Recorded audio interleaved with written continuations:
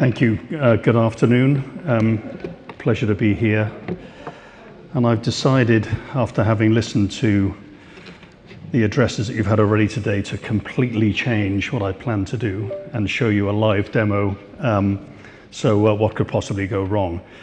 So my name is John Davies. I'm the commercial director at Marsh. I'm responsible for our digital business.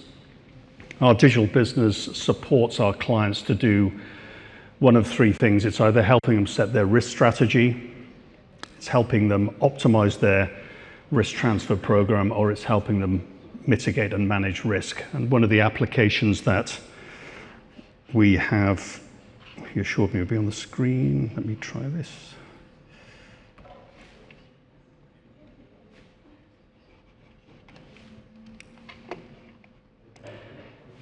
There you go. One of the applications we have is helping clients manage the complexity deep in the supply chain. So you've heard a lot about the high complexity of supply chains already today. It gets even more complicated when we're looking beyond the tier one supplier. So we launched this platform about 18 months ago. We've got several hundred clients in here. We've got several mining clients. I'm going to show you a demonstration of a de-identified client that's not in the sector. Even the de-identified mining client I have, you'll be looking at the assets trying to guess who it is. So I thought I'd just manage that risk out completely and show you something out of the sector. If you want to come and see some specific mining analysis, then please come down and see us at our stand, and I'll be happy to show you that. So what are we doing with the technology? Well, we're starting with two data sets. The first is own asset locations, and the second is the direct or tier one suppliers. So this is typically the visibility that companies will have of their supply chain. What we're then doing is using AI, but it's not Gen AI, it's a large language model effectively to read about 3.5 billion shipping manifests and customs clearance records. And what that's doing is it's looking to see who the tier one suppliers are receiving components from, or product or mineral, whatever it may be. Typically, if you'll approach a tier one supplier and ask who their suppliers are, they won't tell you. So what we're doing is using the tech to find those suppliers. So who are the tier ones receiving product or components from? And then we're doing the same. Who are the tier twos receiving components from? And that's how we're finding the tier threes, or the suppliers. So the visibility immediately then increases from this kind of view, which in this case, I'm heavily exposed to suppliers in Europe, to a much deeper view, which is I can now see the suppliers through the chain to tier three. We can go back further to raw material if required. Most people stop at tier three. So I'll just pause here because this is quite a big reveal for many firms. The first challenge we get is, I don't believe that this can be done. Isn't this information confidential? It isn't. There are a number of companies that are scraping shipping manifests, customs clearance records. They're buying in shipment data from large logistics providers, and they are using technology to scrape the information from those documents. So it's not predicting who the suppliers may be, it's literally reading them from structured data, some are PDFs, and other similar documents. So we're observing that supplier A has received a particular component from supplier B. So that's sort of step one.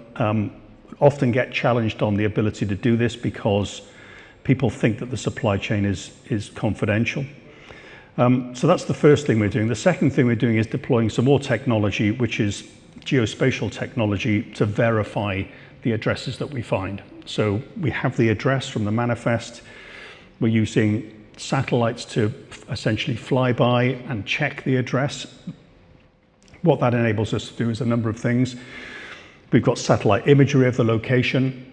We can use this as a check Maybe it's an office address, a sales office that's been found. We can challenge that. What we're looking for is manufacturing locations. The technology is also geocoding the location, which means it's giving it a precise latitude, longitude on the map. And that enables us to do a couple of things. The first is we can run natural catastrophe models because we have the geocodes. And the second thing we can do is we can provide real-time alerts to potential disruptions at the site, at a site-specific level. And this is all done by the machine. So the only data inputs were the tier 0, tier 1 addresses that I showed you a couple of minutes ago. Clearly, we've de-identified the supplier name here, but we know who the supplier was. We can see this is a tier 3. We know what products are being produced, or what goods, or what compounds, and we know where those are being shipped. So we can start to see the supply chain building up. In this case, you can see this tier 3 is shipping components to this tier 2 supplier in Mexico. They're in turn moving to this tier 1 in Europe, and then to the client's manufacturing location in the UK.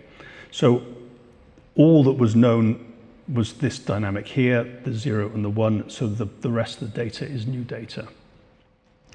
But what this does is it builds up a large amount of data very, very quickly. We can typically map a supply chain for a corporation in about 72 hours, but then you start to get this kind of data coming out of the machine, which is showing you the complexity of the supply chain for that tier 2, for that one component that's going to the tier 1. So how do we make sense of this data? Because in some cases we're producing 50,000+ new data points. So what we're doing is we're providing risk assessments in 4 areas for all of the sites that have been identified. The first I've mentioned is natural catastrophe, so it's flood, quake, extreme heat, and others. The second is we're looking at geopolitical risk, so we're pairing this with a geopolitical risk assessment that's, in fact, data that's prepared by our political risk colleague at Marsh. We're looking at concentration risk. Is there a high number of suppliers within a smaller geographic area? And finally, we're looking at bottleneck risk. Are there potential choke points within the supply chain? And with those 4 risk assessments, we're calculating a score for every supplier location, product, and component. We call it an XR score, or expected risk. So 1,000 is high, 0 is low. So quite quickly, we can say, okay, which are the suppliers that are most at risk and why? You can see it's this supplier site 13 in Thailand. It's a tier 3. There's a high natural hazard risk score. We can see how many product lines are being supported and which component or product has the highest risk. So we can view the results by potential riskiness of supplier location. We can do this by product. So I mentioned this is non-sector deliberately. This is an automotive manufacturer. You can deduce from the products. So we can show which products are deriving the highest risk, again using the same methodology. We can look at individual components or products or compounds. Again, we're looking at bits of cars, but this could easily be APIs or other elements that are going into production facilities or machine parts. I mentioned bottleneck risk. What we mean by this is finding potential choke points in the supply chain. So you'll see here that we have a 3-site tier 0 manufacturing facility that has dual source supply for a particular part or component. What we didn't know was that there was a potential single dependency on this supplier in Mexico, and then you can see that there's a dozen tier 3 suppliers that are moving components through that location. This is actually an assembly plant. So this is new data. What this enables us to do then is look at that individual location. We can click through and look at the risk assessment for that location. We can see what components are being produced, what product lines are being supported. We have the upstream, downstream product flow. We can see the components that are being moved. We've got shipment dates. We've got frequency of shipment. We're building risk assessments for potential downtime for every supplier location, for any natural hazard or geopolitical risks that have been identified through the geocoding of the asset. In addition to that, we can look at concentration risk, where we have a high number of suppliers within a small geographic area. In this case, we can see a high concentration around Hanoi. What's interesting about this, I think, is if we take out the tier 2s and 3s, there are no own facilities or tier 1 suppliers within that geographic area. So from a client's point of view, there's zero risk featuring within that part of the world. But clearly, when we look at the increasing dependency of suppliers beyond tier 1, there's clearly a concentration risk. And with this kind of data, we can use the information to price insurance solutions for example, parametric quake coverage. We've partnered with Swiss Re, who can use the data in the platform to price risk solutions for particular natural catastrophe hotspots. I mentioned the ability to provide real-time alerts. So we're refreshing the scan of the verified suppliers every 15 minutes. You see here that about 18 hours ago, we've got a number of floods being reported. What this will do will only flag an alert where there is a verified location within the area of potential risk. We can look at the description of the potential disruption event. We can look at the source of the event, which is tracking over time, so you can watch progress of the event as it transpires. The idea here is you're getting an early warning of a potential disruption. So if you've got critical parts within a machine with a long lead time, then this gives you the ability then to get ahead of that potential disruption rather than wait 3-6 months and then realize that the tier 1 isn't able to provide you with the machine because one of their suppliers had suffered a disruption many months before. From a risk transfer point of view, what we've been able to secure for our clients is significantly enhanced business interruption coverage. So under a traditional property insurance policy, you'll have coverage at your own location for business interruption.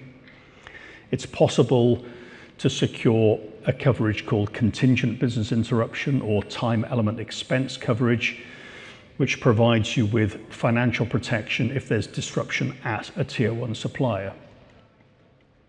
The coverage is often restricted in the amount that underwriters are prepared to offer.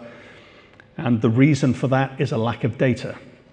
Clearly, underwriters are unable to price a risk if they have low amounts of data. What the platform will do for every supplier location is move the underwriting information from simply, here's the supplier name and address, to the kind of data that you're seeing on the screen. So you've got satellite imagery, we have latitude, longitude. The technology can start to estimate land use type. It can calculate and estimate the size of the potential facility. We're looking at 3D imaging now to look at facility heights so we can estimate potential construction methods used. But for every location, we've got our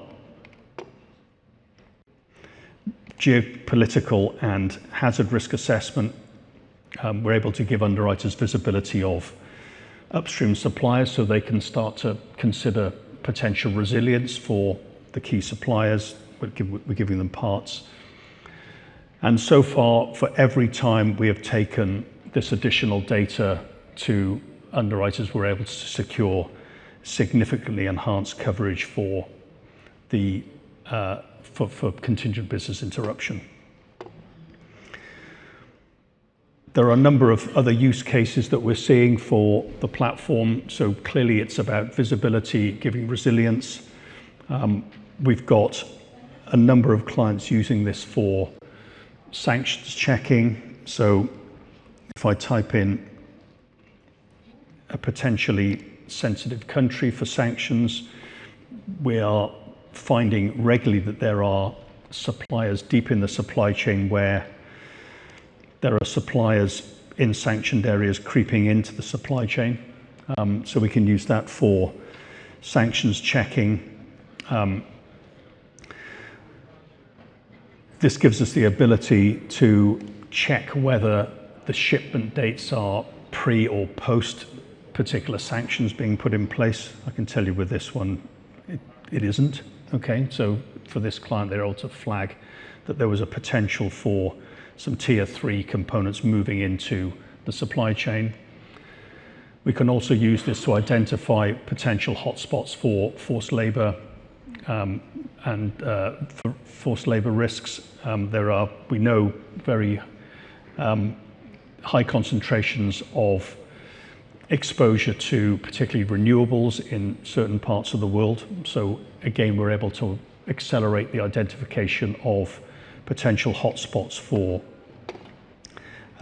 forced labor risks, CO2 emissions, and other compliance and regulatory checks.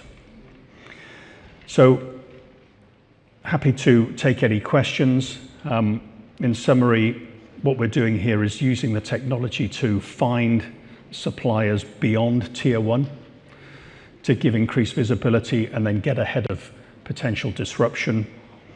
Often get asked about the accuracy of the data. As I mentioned earlier, this is literally reading documents as opposed to predicting. So the accuracy is extremely high. Our estimation is that we can cover about 60 to 80% of the global supply chain. We know that there are some areas where the data quality is lower. Intra-China, the data quality is lower. Once it leaves China, we're almost always able to pick it up because it's getting into customs clearance territory. Intra-Africa is another area where the data quality is lower, but we still are able to find movements.